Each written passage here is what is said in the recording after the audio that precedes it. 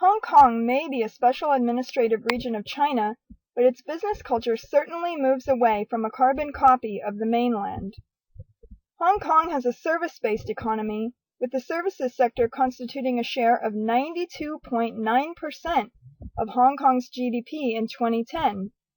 Most of these services fall under import-export, wholesale and retail trades, followed by public administration, social and personal services, financing and insurance, and real estate, professional and business services. This information comes from the Hong Kong government's fact sheet. Hong Kong's colonial past and proximity to China has shaped its outlook on business. This has led to the popular saying that Hong Kong is the place where East meets West.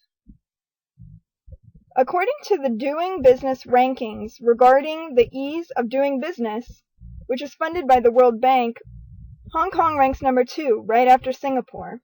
The United States ranks number 4, and China ranks number 16. Hong Kong also ranks well in starting a new business at number 6, while the US is at number 13, mostly because it takes only 1 day to perform various tasks associated with starting a business, like obtaining a certificate of incorporation and signing up for new employee compensation insurance. Hong Kong ranks poorly, though, on registering property at number 60, while the United States bests the region at number 25. With the size difference of the two areas, it is not difficult to formulate a reasoning for this. Let's analyze the culture in order to find reasons behind these numbers and see how Hong Kong and the United States truly compare. We will organize our discussion based on Hofstede's dimensions of national cultures.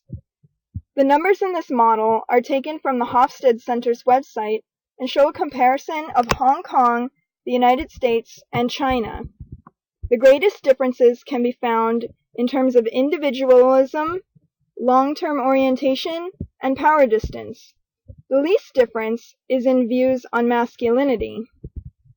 You can see Hong Kong is very influenced by China, although Hong Kong's Western influence is evident in its slight departure from China toward a more Western outlook, such as Britain and the USA, since both countries have similar scores. It's as if Hong Kong is similar to China, but is weighted toward the United States. Now let's talk about these in detail to see how each aspect relates to business culture. What constitutes a high power distance country? It is a society that believes that inequalities amongst people are acceptable. What does this entail? High power distance means a hierarchical system built into the business. Hong Kong business people don't casually share offices with the CEO of a company, as is often seen in smaller American businesses and open floor plan businesses like Plantronics in Santa Cruz. You can't freely speak out against your boss in Hong Kong. If you disagree with your boss's methods or suspect power abuse, you can't easily report it and change your boss. In the USA, you may feel pressure to refrain from disagreeing with your boss in order to keep your job, but many companies have anonymous hotlines in which you can report employees, since it is required by the Sarbanes-Oxley Act of 2002 to protect whistleblowers. Bosses are paternal figures in Hong Kong who expect respect. A person's position in management is partly determined by age, since it is uncommon for a boss to be younger than subordinates. Women have been gaining power and prestige, especially due to Hong Kong's Western influence, but male colleagues may be taken more seriously or given more attention, like in meetings, for example. However, you can see from the bar chart earlier that Hong Kong ranks significantly lower on the scale than China, 68 versus 80. Hong Kong takes more after Western cultures, and the effects of power distance are not as strong as in China, most likely due to Hong Kong's capitalist nature. Less emphasis is placed on individual achievements in Hong Kong as opposed to the USA, in which getting a job is all about touting your individual accomplishments as much as possible. In the USA, individual performance determines raises, bonuses, and other rewards. In Hong Kong, team contribution, duration of time at the company, and the influence of connections is important. When it comes to hiring, in-groups and family members get special consideration. While some may argue, correctly, that similar practices are seen in the USA, Hong Kong leans much more toward this practice, and employees can even sometimes be hostile to outsiders. Harmony of the group must be maintained, and language must be indirect because of this. Overt arguments detract from the concept of saving face by going against social norms. Many employees in the USA, by contrast, prefer direct language so as to be clear without mistake and to save time. Business is separate from leisure, so American employees are expected to separate their work persona from their personal feelings. Related to the collectivist society and power distance is guanxi, the importance of maintaining relationships with business contacts. Exchanging business cards, small talk, and socializing with contacts outside of the work environment are all encouraged in order to grease the wheels of progress in business. The United States prides itself on the idea that one can start from the bottom and work one's way up to the top, which is possible. But people are finding to greater extent that knowing someone with authority in a company or industry and building a relationship can help immensely. This narrator has found herself in that situation many times. However, the mixing of business and pleasure has less acceptance in the USA, as coworkers are often seen as coworkers and friends often exist outside of work, with some mingling. Hong Kong and the United States score very similar to each other on the masculinity aspect, 57 and 62 respectively, making both countries fairly masculine. Being the best in one's field and striving for success drives employees in both countries. Employees will work long hours to achieve the goal of high status and money.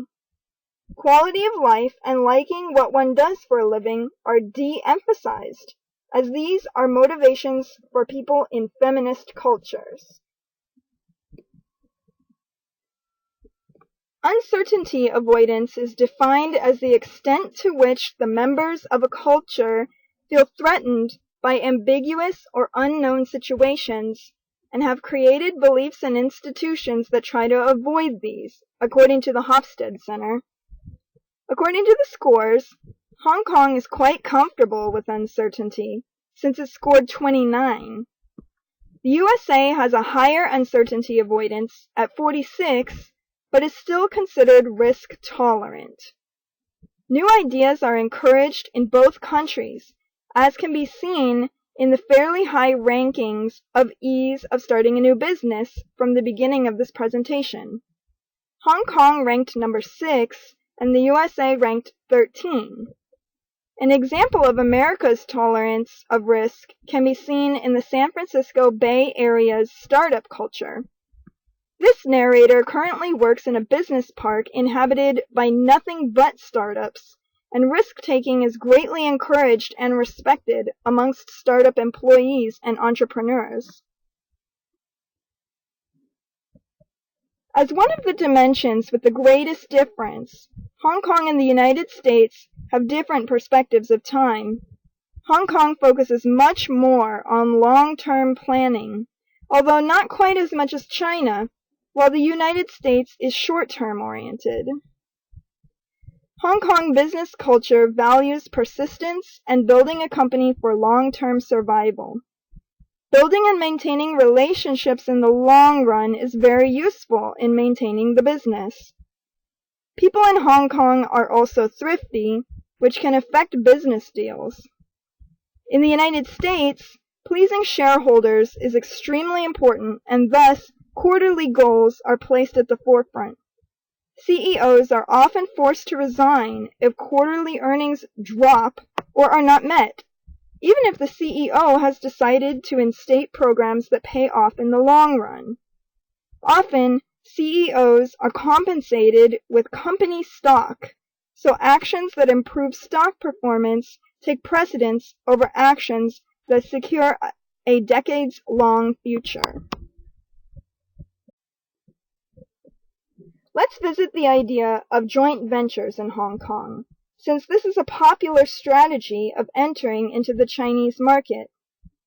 Many companies that want to enter China set up joint ventures in Hong Kong first, so as to take advantage of Hong Kong's favorable tax laws, capitalist economy, and greater acquaintance with dealing with foreigners.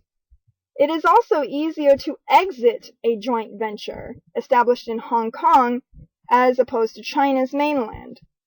According to the Clayco Group, an international consulting firm, a company can then move from a Hong Kong joint venture into a foreign invested limited company in China.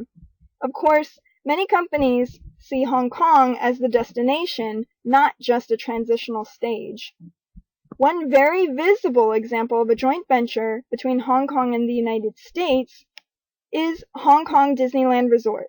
The Walt Disney Company and the government of Hong Kong created a joint venture company called Hong Kong International Theme Parks Limited in 1999, and construction began in 2003 with the opening of the park in 2005. Now that we have analyzed several aspects of culture, let's take a look at proper etiquette in a business meeting. In Hong Kong, respect the hierarchy by greeting members of the meeting in order of rank, starting from the highest ranking official. In the United States, you can greet in any order, but give full attention to the person you are interacting with. In Hong Kong, greet colleagues with a handshake and a traditional Chinese bow. A firm handshake is expected in the U.S. Gift giving upon meeting business partners is welcomed and expected in Hong Kong. Wrap your gift and, if given a gift, do not open it in front of your Hong Kong colleagues. In the United States, it is often inappropriate to give gifts, considering the illegality of bribes.